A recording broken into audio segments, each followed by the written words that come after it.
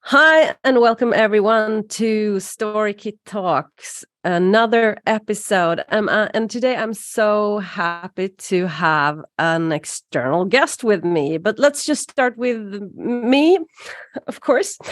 I'm Jonna Ekman, and I'm the marketing director at Storykit, the tool for video creation. And we talk in this podcast slash event slash webinar, call it what you want, a lot about storytelling, video, social media.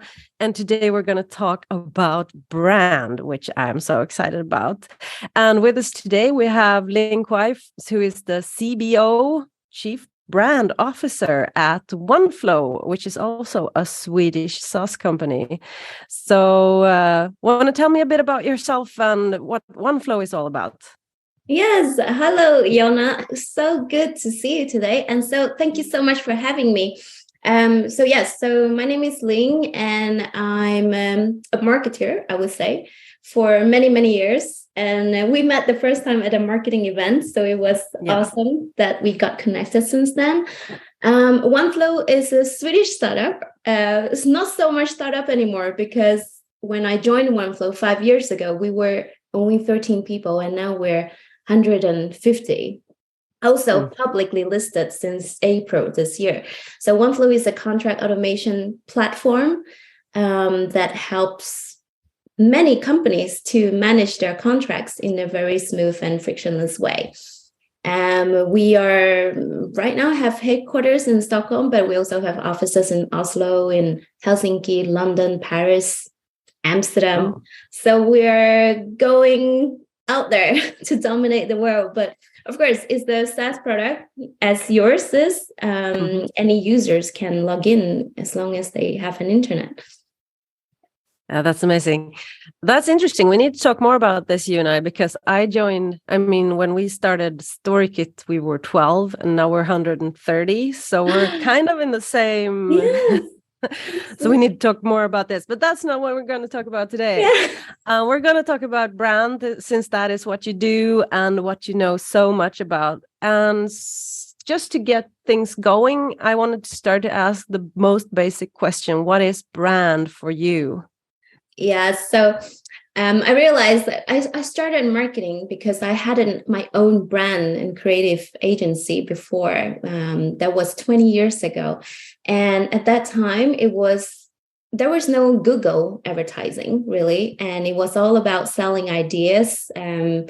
How do you get more attention through rebranding? It was like the thing. And I realized a lot of people maybe think about brand as just the colors of the website or the logo or the tone of voice. But to me, it's a combination of what Seth Godin, the father of marketing, and what Jeff Bezos said in one sentence. So to me, brand is what other people say about you when you're not in the room that influences their decision to choose you over your competitors. So I think the second part of the sentence is very important because we are in this world where every product has a competitor. No matter how much you think like your product is like the best, every product has a substitute. So what is it that people think about you when you're not in the room? Your reputation, but also the reputation that influence their decision when they decide to spend money on you. So for me, that's brand by definition. Yeah, I totally agree with you. But if you want to just refine, because it's so interesting today, there's a lot of talk about demand gen and content and all of those things in my world can be brand, but sometimes they're not. So how do you wrap your head around like what is what and when is it not? And yeah, I mean, the thing is, I've been in marketing for many, many years, and I feel like the terms that we as marketers like to create is according to how the technology within marketing world has evolved. So demand gen came because there was a movement maybe about 10 years ago when marketing automation technology was very popular. And that was when it was very cool to like, oh gosh, you can capture leads. You can actually sign up for an email, and you suddenly have an email, and you can use that email to send out your nurturing emails, your newsletter. You can score your email, your each and every lead. And at that time, this was like 10 years ago when marketing automation technology was like super popular. And so lead generation was like a huge movement at that time. HubSpot came up with the term called inbound marketing. And that was all it was about. And now people start to realize, well, we need to have a new term, because focusing just capturing leads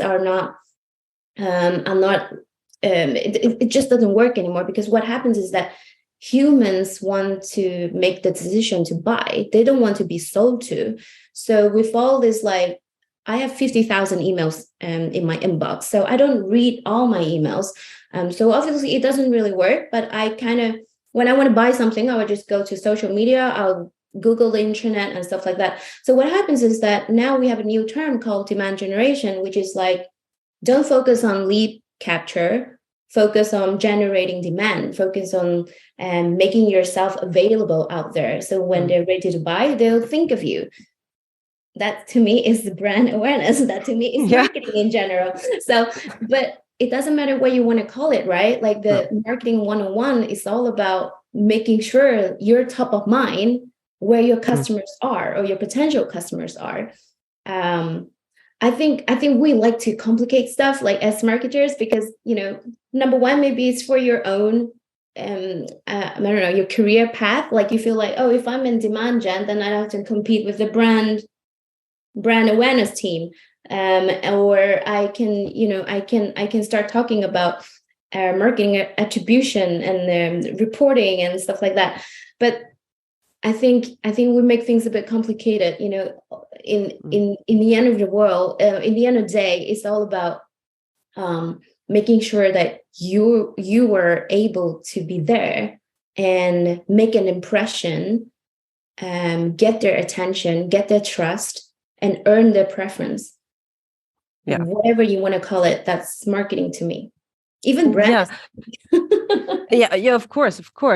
So that's the strategic point of view. So what would you say are your favorite tactics to build awareness and brand? My favorite tactic, I think through content is my favorite tactic. Like if content is a tactic, I want to make sure that, you know, number one, I think we need to understand that content that is all over the place wouldn't stick. So I like to think that, you know, brand is the sort of like a concept that allows your companies to think about that this is how we structure our manifesto. This is what we believe. These are our values. So taking Oneflow as an example would be that, you know, we are not focusing only on the e-signature part. We're focusing on the pre-signature and post-signature. That's our manifesto. We want to make sure that people are able to handle their documents or their proposals, their contracts in one place. So that's one thing that we kind of play around in terms of content. You know, okay, if we talk about all-in-one platform, how do we flesh it out into pieces of content that relate to all-in-one? And of course, that's just one of the manifesto. What are the other beliefs or opinions you have in your space that you think is important? So for me, building content engine based on your beliefs is probably my favorite tactic. And you just have to repeat your values in different ways. Yeah, that's totally true. We had an event yesterday where we talked a lot about redistributing content, because I feel that many people are so afraid of saying the same things over and over again. But if you look at the people who are really successful, that's what they do. They just say the same things in 1,000 different ways over and over again. Absolutely. And then it stacks.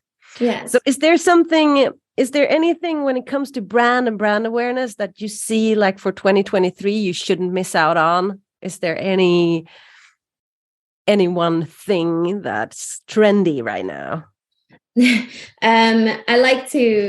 I love that we're talking, because I truly believe that videos, I mean, this feels a bit old, because we talked about video 5 years ago. And but I think now is a bit more of like a short clips type of videos, like with TikTok emerging as the media now. I think more and more people are going to use video or video platform, social media platform with video as emphasis to search for the topic that they're interested in. It's very strange, because like if you would search for how do I build this a roof, I don't know, you will go to YouTube and search for how to build a roof, instead of like, or even Pinterest. Then you get this like step by step. Sometimes you even get like a manual of the grocery list to shop for. So you can also do Google, of course, but then a lot of people learn much faster with video. So I think like maybe optimizing content, your long form content on your blog wouldn't be so popular or like so important in the mix. It's still important, but maybe relatively less important in the mix in the future, because people want to start investing into video and just like following the trend of how we are consuming content. Video will play a huge part in building the top of funnel pipe, if that's what you want to call it. Yeah. What do you think? There is no surprise, but I totally agree. I think what I see right now is, I mean, it's also so trendy to talk about the no-click content, meaning that you should create content that is consumed on the platform. And so, since we started doing content optimized for social like 8 years ago, before we even started Storykit, we saw this already then, that you really need to create content that people can consume on the platform without clicking themselves away. That's what the platform prefers, but it's also actually what the viewer prefers, because if I'm surfing on Facebook or TikTok, I don't want to click away. No. And what we see, not just because what we do, but I mean, that's one of the reasons why we created Storykit, is because we see that video is one of the absolutely best ways to do this, because it's so easily consumed. You can tell a whole story. It's super shareable and so forth. So I totally agree. I'm so curious to see what's apart from video. I'm really curious to see about what's going to happen with the big podcast trend, because I think the last year, or maybe the last 2 years, there's been so lot of talk about podcasts in the marketing world that it's either gonna like or it's gonna stabilize. I don't know. It's gonna be super interesting to see. This is our little contribution to that. Yeah, absolutely. I have one more question about the general branding part, and that is one thing that you often hear when people discuss brand, when you talk to your CEO about it or your CFO, it's like, how are you going to measure this? How are you going to measure success? Because it sometimes can feel so fluffy or abstract or meta, I don't know. So how do you do that? I mean, it depends on what the purpose of measuring the brand for. You could measure, you will want to prove the ROI of a brand before you get an investment. That's one method, I would say. And then the other method would be, to think about brand as your people team or like your finance team. It's a necessary evil. And if you don't believe in that, then it's difficult to even convince the other part, But if we want to get an investment for brand, I did a lot of research on this, or I read a lot of books on this. And I found that there are mainly two ways of measuring brand or the ROI of brand. One, the top-down approach, and then the bottom-up approach. So the bottom-up approach is probably something you're familiar with as well. It's research from Binet and Field. They've done a lot of, they're like the god of marketing effectiveness. So, but focusing on how to measure brand. So what happens is that they do this really simple calculation, your brand share of search compared to your competitors on Google. Using Google Trend. And I guess Google Trend is also including the search on YouTube, because Google owns YouTube. So I think, like, they use that metric to predict if you have to predict your AR, basically. So if you have a drop in your share of search, you can be sure that 6 months later, you're going to see a drop in sales. So they've done this for so many B2C companies, I would say, and so many for so many years. And they have seen there's a very clear correlation between there's a drop in your share of search, there will be a drop in your sales numbers as well. So with that, I think it's important to establish some kind of share of search metric in your company. And to get an investment, then you would just try to identify what would happen to my share of search if I invest in brand. So say you want to get 5 million for your brand investment. Would your share of search be increased by 5%? Maybe. So you will make a smart guess about, what would the investment contribute to your share of search, and then correlate that to the sales numbers. So that's one way. That's the bottom-up approach. The bottom down approach would be to identify the market size of your category. So if your video, for instance, how much is it worth from if you were to ask the banks or the financial institution, how much do they value the video automation industry? Is it 90 billion? Is it 100 billion? And then you try to correlate, like, how much percentage of share you have in that total addressable market for your company. And then you get the percentage. And so the same way you would say, I won 5 million, and I think I'm going to increase my market share by 5%. How much is that worth in your total addressable market? So it's always more than the 5 million. So because their market share is like huge. So you would get a kind of numbers, a kind of return on investment. But it's something that is really hard to measure from day to day. So I like to talk about, like, you have a marathon in brand. So brand are running a marathon, but then marketing is running sprints.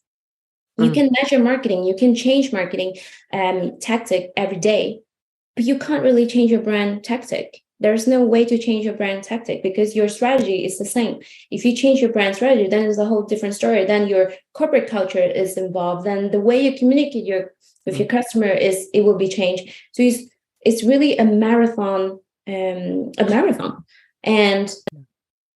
if you win the investment, and then you will start to track the trend. And I think this is like good faith.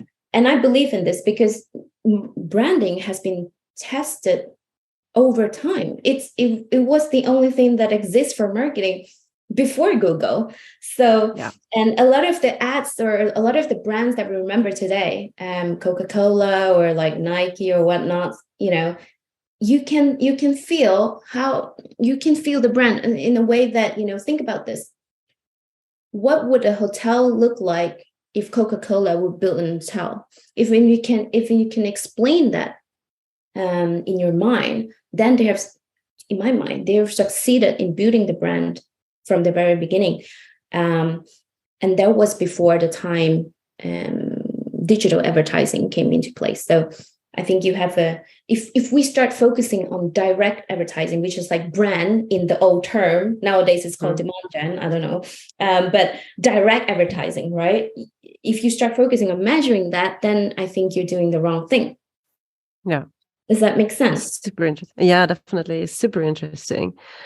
When it comes to like investments and stuff like that, we are all the world is going through some rough times right now. And there's a lot of talk on the economic recession and I see organization all over the place that need to save their money. We have seen like huge layoffs in industries we didn't think would ever do that. So how would you recommend that marketers, or maybe even better, how should CEOs and CFOs think about brand during this type of time? What do you think should happen? I definitely think like think about, you know, the cost of doing nothing, right? We have seen this is something that also I've been doing a bit of research because I wanted to understand myself who have won in the previous recession. So this is not the first time we have recession, right? It's probably the 11th time or something that we have recession. Maybe I'm wrong, don't quote me on that. But it's not the first time we have recession since 1920, maybe. And there's a couple of companies that we have seen, like how they have doubled their marketing spend and came out as winners. So one of them would be Toyota, and they doubled their advertising spend in the US and came out as like the top imported car brand in the US after Volkswagen, because Volkswagen had basically gone down. And there's a lot of more companies like Taco Bell increase their distribution channel. They open up shop, they add more promotion, very US based. McDonald's decreased their spend. And so that's how Taco Bell and Pizza Hut, you know, become what they are today. And it was during a recession. Amazon, for instance, they came up with a Kindle during a recession. And Kindle has become very popular, and because it was a low-cost alternative to physical books for Christmas. Yeah. So there are many companies that actually show innovation or like think different when everyone else is kind of going with the vibe. And one thing that I like to know is like also like recession, or one thing that we can see also when there's a recession, we know it will recover, because you know we're going through a cycle all the time, and when you recover, the companies that have invested during recession will be the one that seems very stable, because you're still there. And if you disappear from the world, people would just start thinking like, oh, they're having a bad time, they're probably getting rough too. So the perception or the reputation is so important to like be that leader, be that stability that people need. And when you come up, you're still there. But for companies or your competitors who didn't invest in marketing, when the economy recovers, they'll be like, who are you again? So, so for me, it's, although, I mean, for sure, be careful with what you spend. I'm doing that myself personally. You know, be careful with your money, protect your assets. But if you have the chance to really continue to spend money on marketing, that's not the first place that you want to cut budget on.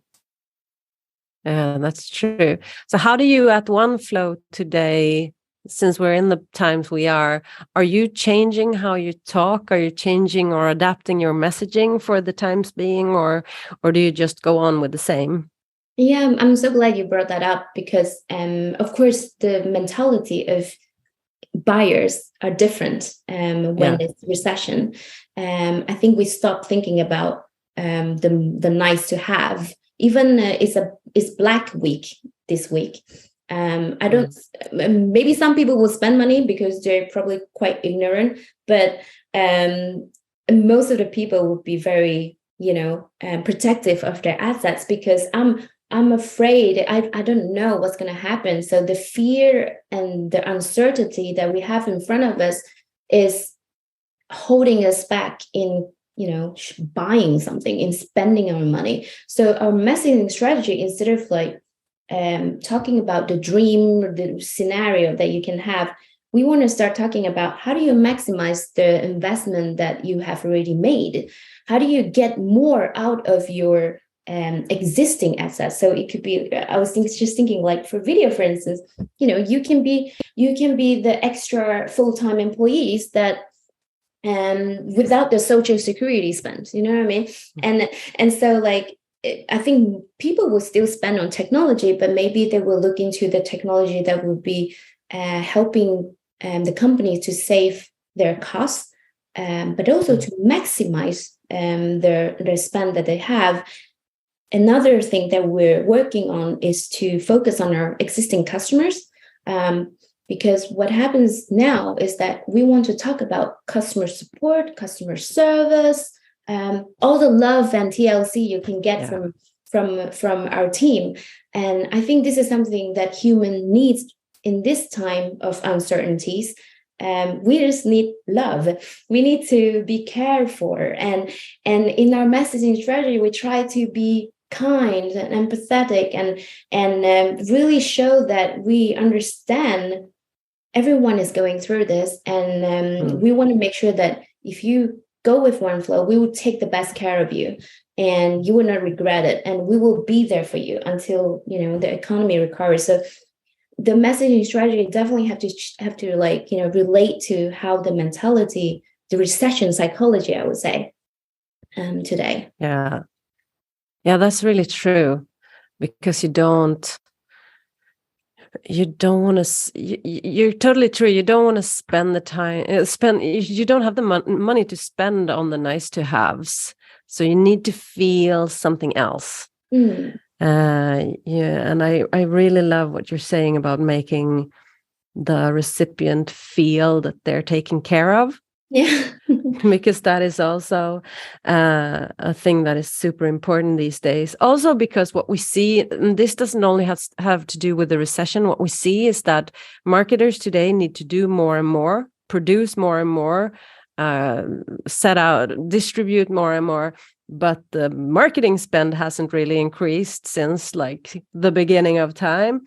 So that would also be one of my questions. How would you think about recruitment for a marketing team during these times? Would you look at specific roles or specific competencies, or is it like, no, we're not going to recruit for a while because it's hard times? Or what do you think? Right now, I think we're still recruiting. We have a couple of job ads out there in the marketing team. I think we have 5, to be honest. Oh my God, how big team do you have? How big is the marketing team at Oneflow right now?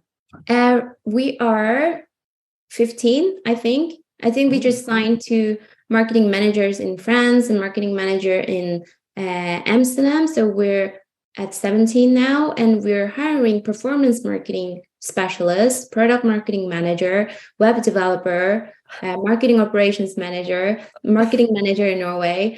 So we are hiring, and I would say that we're scaling up in the sense that when I'm sure you relate to this as well. So when you join Storykit, you are the marketing department. You kind of have to do everything, and now we are putting one person, a specialist in each of this area, to scale things up, basically. And so I can see that my role has transformed dramatically from day one to today. And it's more so that now my role is more about enabling other people to do their magic, trying to help them find their magic, that kind of stuff, rather than me trying to do magic myself. And that's a huge shift in how we see our role, especially for the first marketeer or the first marketing hire, can relate to. But in terms of hiring, we are hiring. We are careful in assessing what kind of roles that we need. If we can solve things through technology, we will do that, of course. So if we can solve things through external consultants, and that is cheaper and it makes sense for us in this point, we will do that. So I would say like the question to ask is that is this painful? Is it very painful? So you don't want to make the next hire until we feel the pain. That is how we think about it right now when it's kind of uncertain. Yeah, that's really good. So I thought reaching the end of my little questionnaire here, Oh, but shit. I wanted to end with talking a bit about what you actually do branding wise on Oneflow, because I really love your brand. It's so fun and playful and all of that. So could you just tell us a little bit about how this brand came about and how you found your, because I've seen you get a lot of attention because you dare to be playful and you dare to be like pink and just fun. And Yeah. that's still a bit that's still something that many B2B companies struggle with. So tell us a bit about your brand. Yeah, thank you for asking, and thank you so much for your generous words. I really feel that when we started this project 1.5 years ago, we were looking into the concept or the theme that will work for us, and we look into a couple of sales demos because ultimately we want to make sure that we have the perspective of our customers into the brand.